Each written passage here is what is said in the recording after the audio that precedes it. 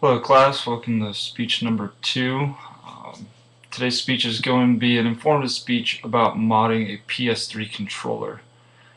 I know some of you guys are like, oh my god, what is this? But pretty much I'm going to give you a better understanding of what a modded PS3 controller can do during gameplay and how it can pretty much make you a better gamer. So welcome to speech number 2.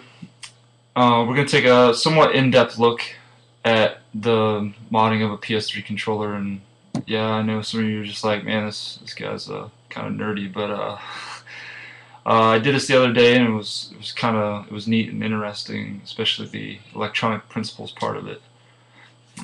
Well, some of you probably have a confused look on your face, and I'm going to give you the same look again, only this time we're going to do it by looking at the controller. The PS3 controller comes in a plastic casing. Plastic casing is durable as in a sense that when you use it in your hands, it feels good. It feels like it's hard and not going to break. But I found that when I was taking it apart, the plastic casing was actually it's kind of chintzy. It's not that great of a plastic. And I found that it's very easy to smash. Say if you're an angry person and you throw your controllers on the floor after you do something bad. I found that there are some broken parts within inside of it, especially the plastic stuff. I also found that it's not very durable during prolonged usage, so if you've had one for a couple of years, when I was taking mine apart, that it was real dirty with inside the joysticks of it, around the buttons. Like I said before, there was broken plastic pieces inside. I do have a 5-year-old son, so along with my anger issues, him dropping on the floor and stuff didn't make it any better. And then also we look at the buttons. As I said before, I found garbage around the joysticks. It does have the double joysticks, one on the left and right hand side. And with inside those joysticks, it's little mechanisms that hold them in there. Those are actually made out of metal surrounded with plastic. They seem pretty durable, not too bad of shape. Just needed some routine cleaning with inside. The D-pad, which is an up, down, left, right arrows keys.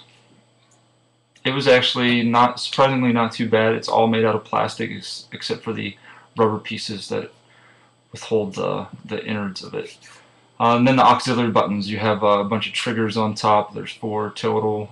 Those are made out of plastic as well. 2 of them have metal type Y-shaped looking, I'm not sure what they are, but they're kind of like springs. And those were kind of cheap a little bit. There was a metal rod that held those Y springs in there, and they were okay in a sorts, but I still thought it was just a little cheap. I guess what I'm trying to say is as far as it being cheap, it was when you take it apart, it seemed very cheaply made, but like when it's all together, it is a pretty sturdy object. Well, I know some of you probably still having a confused look, and you're probably like, I don't know have an idea of what he's talking about, but it really only gets worse as I go into this modding process. So some equipment you're going to need a soldering iron. I actually misput this in my outline. As I'm looking now, it's not an iron, it's a soldering pencil. It's a little bit smaller, so when you're working on small circuit boards, you don't burn the circuit board itself. And then you're also going to need solder, of course. For some of you who don't know what solder and soldering irons are, it's a little object that you plug in and uses electricity to heat the end of say, looks like a pencil sort of, and heats the end of this metal via electricity. You can take that and you use the solder, which is a type of metal you can melt, and you can apply it to circuit boards to hold in wires. You're going to need a piece of 18 gauge wire and a resistor. I had to go to Fry's Electronics to pick up this little tiny 50-cent resistor, and of course I just had some speaker wire laying around, so I just used that. And you're also going to need electrical tape. So into the disassembly process, there was 5 screws total in taking this apart. 4 screws on the back to open up the plastic pieces to separate the controller in half, and the 2 plastic pieces. Once I took it apart, the one was just a plastic backing, and the inside that was the inside of the PS3 controller was a circuit board, and of course all your buttons and other plastic pieces with inside there. When I got inside there was a big gray battery. Uh, big gray battery you had to take, and there was actually some wires connected to it, and it had like some 3-prong pin you could actually take and pull that off so you could disconnect the battery. Uh, and that was connected all to the circuit board. And once you disconnect that, you can go ahead and you can pull the circuit board out. The circuit board has 1 screw, like I said, and that equaled your 5th screw.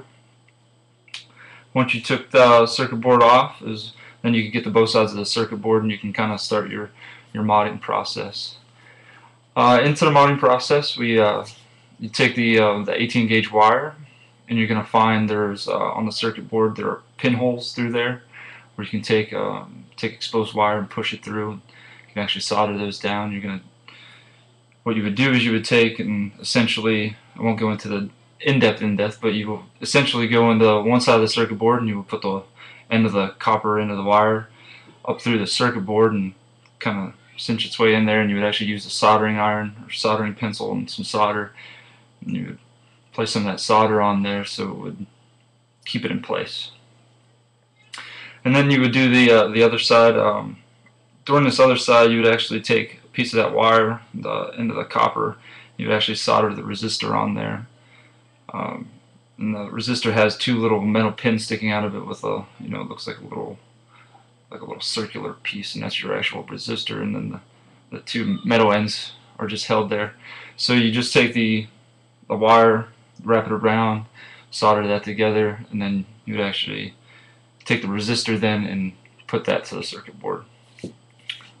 And you're going to use that on the other end or other side of the circuit board. So you have, say, one side is T1, and then you're going to solder the other end of the wire or resistor to T10 as an example. And after you have that soldered down, what you're going to do is then you're going to cover the exposed wire and or resistor with, if you're really into electronic, you would take and use shrink wrap. Shrink wrap is very useful and very good for cable maintenance. I myself am cheap, and I would just use some electrical tape. You take some electrical tape, wrap around there, and make sure none of the exposed wire is sticking out so you don't ground it out or cause it to hit any of the other circuit board pieces, so that way you don't blow the controller up itself. So I came to learn after doing this a few times that I probably should have taken some sort of beginner's course in electronic principles, but I found that the worst was yet to come when I reassembled this. So during the reassembly process, I had a couple missing pieces as I was putting it back together, so I had to get out my other controller and figure out where the heck these pieces came from. I got very frustrated and angry after about 2 hours worth of sitting there with I had used some Q-tips and stuff to help try and push the stuff together. I found that you need to keep all your buttons and screws together all in one area. I had some stuff that fell on the floor and I was trying to find it. I was out in the garage and I was like, holy crap, and was getting extremely frustrated. And definitely remember to be gentle during the reassembly process, because like I said earlier, the cheap plastic casing, when it's together it's nice and hard, but when it's not together it's kind of chintzy and cheap, and I had some issues and I actually broke a little plastic piece off during that.